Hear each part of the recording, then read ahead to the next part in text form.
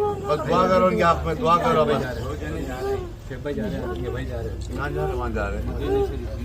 इनके भाई और तीसरे में दोनों जा रहे हैं। 25 किलोमीटर पहले एक हादसा हुआ जिसमें बस जल गई, जिसके फोटोज हम तक पहुँचे। अब वहाँ की उतनी इन्फॉर्मेशन हमारे पास है। हुकूमत तेलंगाना से हमारी गुजारिश है, हमारा मुतालबा है, हमारा डिमांड है कि फैमिली मेम्बर को वीज़ा लगाकर इमीडिएटली हमको सऊदी अरबिया भेजा जाए ताकि हमारे पेशेंट की कंडीशन को हम देख सकें।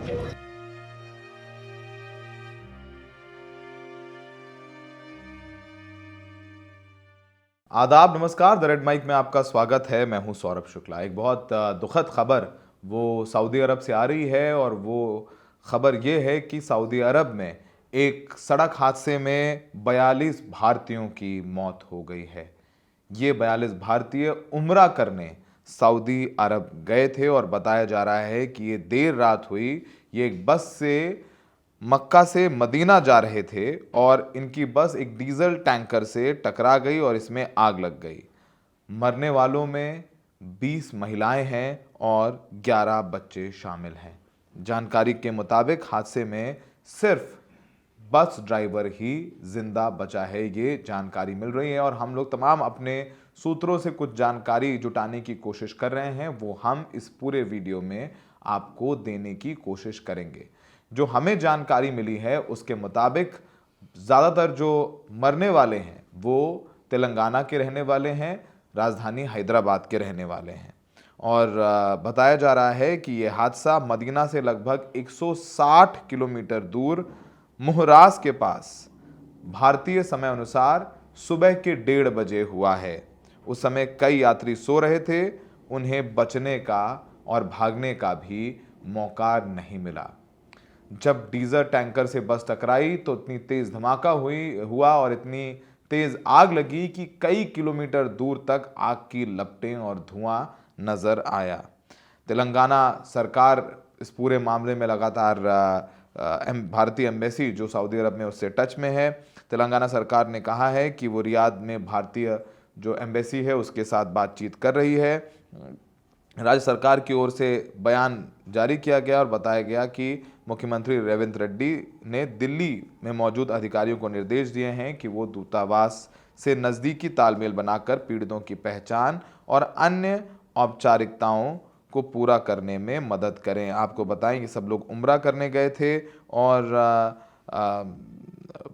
ज़्यादातर लोग इसमें, ज़्यादातर जो हैं इसमें महिलाएं शामिल हैं। कुल 12 मृतकों का नाम सामने आया है, वो भी हम आपको बताएंगे। इस पूरे मामले में भारत के प्रधानमंत्री नरेंद्र मोदी ने भी ट्वीट किया है और जो मारे गए भारतीय हैं उनको लेकर के अपनी संवेदनाएं प्रकट की हैं। उन्होंने कहा है कि वो बहुत दुखी हैं जो ये पूरा दुर्घटना हुआ है मदीना में जिसमें भारतीय लोग शामिल हैं।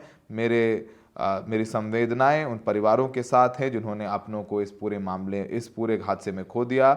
मैं उन लोगों के लिए दुआ करता हूं, प्रार्थना करता हूं जो इस पूरे मामले में घायल हैं। हमारी एम्बेसी रियाद में और जो कंसोलेट है वो जेद्दा में है और वो कोशिश कर रहे हैं कि जो भी पॉसिबल असिस्टेंस हो वो मृतकों के परिवार वालों और घायलों के परिवार वालों और घायलों को की जाए। और हमारे लोग सऊदी अरब की जो अथॉरिटीज़ हैं उनसे भी लगातार संपर्क में हैं, ये प्रधानमंत्री मोदी ने कहा है। लेकिन कुछ जानकारियां, कुछ रिएक्शंस आए हैं उन लोगों को जिन्होंने अपनों को इस हादसे में खो दिया।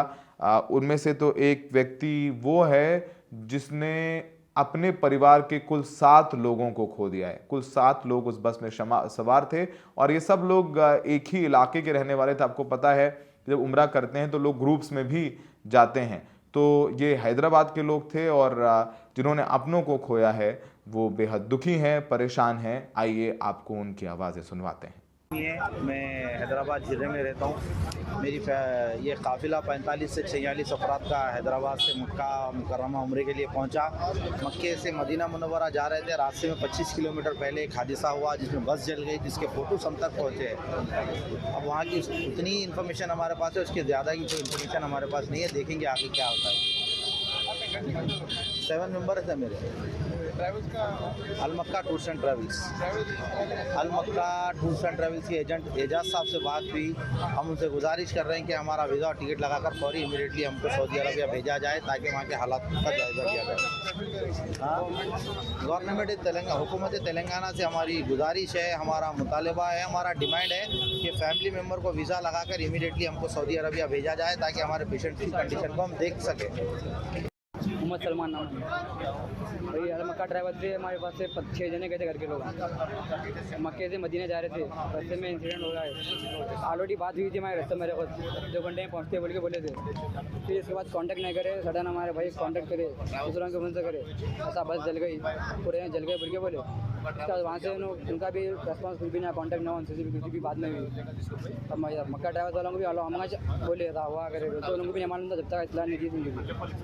तो अभी हम पासपोर्ट ना दिए वीज़े का, सब जाने का से कोशिश कर रहे, अभी ना मालूम है पक्का वीज़ा लगेगा नहीं लगेगा। गवर्नमेंट चलेगा तो गवर्नमेंट से कुछ अपील करेंगे। हाँ, अदरवाइज गुजारिश है कि जितना भी जो प्रोसेसिंग आ रहा है बाहर घर को जाने का, उससे देखने मिलने करने का से, वो गवर्नमेंट की तरफ से होगा तो क्या मेहरबानी होगी आप लोगों। आप कहाँ के रहने वाले? मैं नटराजन का जीरे का रहने वाला हूँ। मोहम्मद सलमान नाम है मेरा। कैसे कितने लोग गए थे? 6 जने गए थे हमारे। भाई बहन? हमारे नाना थे, अंकल आंटी और उनका बच्चा, और हमारे आंटी के सास उनके बहन गए थे। तो आपने उनसे उनकी बातें सुनी, वो बेहद कष्ट में हैं, दुखी हैं, बता रहे हैं कि जल्द से जल्द उनका वीज़ा अप्रूव कर दिया जाए ताकि वो लोग सऊदी अरब जा कर के वहाँ पर जो उनके अपने हैं, जो घायल हैं, उनकी देखभाल कर सकें, उन्हें भारत लाने का इंतज़ाम कर सकें, और दूसरा जिनकी मौत हो गई है उनकी बॉडीज़ को वो हिंदुस्तान लाएं, जहाँ पर उनकी जो अंतिम संस्कार की प्रक्रिया है उसे भी पूरा किया जा सके। और इस पूरे मामले में भारतीय दूतावास ने जेद्दा में एक हेल्पलाइन भी जारी की है, और दूतावास ने कहा है कि सऊदी अरब के मदीना के निकट भारतीय उम्रा तीर्थ यात्रियों के साथ हुई बस दुर्घटना को देखते हुए जेद्दा स्थित भारतीय महावाणिज्य दूतावास में एक कंट्रोल रूम स्थापित किया गया है, और इसका हेल्पलाइन नंबर भी उन्होंने प्रोवाइड किया है। और ये हेल्पलाइन नंबर हम फ्लैश भी कर दे रहे हैं, 8002440003। फिर से 8002440003। इस नंबर पर अगर कोई परिवार वाला है और वो जानकारी चाहता है अपनों की जो वहाँ पर हैं और जो इस हादसे में शिकार हुए हैं, उनसे संपर्क कर सकता है। इसके बाद तेलंगाना सचिवालय ने भी कंट्रोल रूम स्थापित किया है, उन्होंने भी एक नंबर जारी किया, इसका जो है 7999795754 9912919545। और ये अपडेट आया है इस पूरे मामले में। तमाम बयानात आ रहे हैं। हैदराबाद के सांसद असादुद्दीन ओवैसी ने दुख जताया है, और उन्होंने कहा है कि उन्होंने हैदराबाद की 2 ट्रैवल एजेंसियों से संपर्क किया है और यात्रियों की जानकारी रियाद स्थित भारतीय दूतावास के साथ साझा की है। वो कह रहे हैं कि भारतीय दूतावास के deputy chief of mission Abu Maithon George से बात हुई है। जॉर्ज ने कहा है कि स्थानीय अधिकारियों से घटना जुटाई जा रही है और जल्द ही अपडेट करेंगे। ओवैसी कह रहे हैं कि मैं केंद्र सरकार से, खासकर विदेश मंत्री जयशंकर से अपील करता हूं कि शवों को जल्द से जल्द भारत लाया जाए और घायलों को पूरी चिकित्सा मुहैया कराया जाए। इस पूरे मामले में भारत के विदेश मंत्री एस जयशंकर का भी बयान आया है। उन्होंने दुख जताया है और उन्होंने कहा है कि मदीना में भारतीय नागरिकों के साथ हुई दुर्घटना में वो उससे काफ़ी दुखी हैं, उन्हें बेहद गहरा सदमा पहुंचा है। रियाद स्थित हमारा दूतावास दुर्घटना से प्रभावित भारतीय नागरिकों और उनके परिवारों को पूरी सहायता प्रदान कर रहे हैं। ये बात आई है। और जैसा हमने आपको सुनवाया है, मोहम्मद तहसीन को, जिनके एक ही परिवार के 7 लोगों की मौत हो गई है, और उन्होंने लगातार वो ये कह रहे हैं कि केंद्र सरकार जल्द से जल्द उनका वीज़ा अप्रूव करे ताकि वो वहाँ जा कर के अपनों का शव वापस लेकर के आएँ। और उम्रा, देखिए, एक हज और उम्रा दोनों एक धार्मिक यात्रा हैं जो मुसलमान विश्व भर में करते हैं। उम्रा को साल में किसी भी वक्त जाकर के किया जा सकता है, इसके लिए कोई ख़ास तारीख नहीं होती है। मक्का और मदीना की यात्रा करते हैं, सादा खाना, बिल्कुल सादी पोशाक, खुदा को याद करते हैं, ये सब सारी चीज़ें उम्रा में होती हैं। और बहुत सारे लोग, लेकिन हज का एक पीरियड होता है उसी में ही लोग जाते हैं। जो उम्रा है वो फ़र्ज़ नहीं बल्कि मक्का मदीना एक बड़े तीर्थ यात्रा का छोटा रूप है जिसमें कोई भी मुसलमान कभी भी चाहे कितनी भी बार जा सकता है। हज करने के लिए जैसे हमने कहा कि ख़ास इस्लामी तारीखें होती हैं और इस्लामी कैलेंडर के मुताबिक महीने की 8 से 12 तारीख के बीच उम्रा कभी भी किया जा सकता है।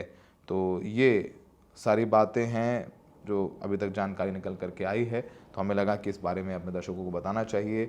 अगर आप लोग कोई भी जानकारी चाहते हैं, अगर आपका कोई अपना रिश्तेदार इस हादसे का शिकार हुआ है या घायल हुआ है, तो टोल फ्री नंबर सरकार ने जारी किया है जो हम फ्लैश भी कर रहे हैं। हमें देखने के लिए बहुत बहुत शुक्रिया।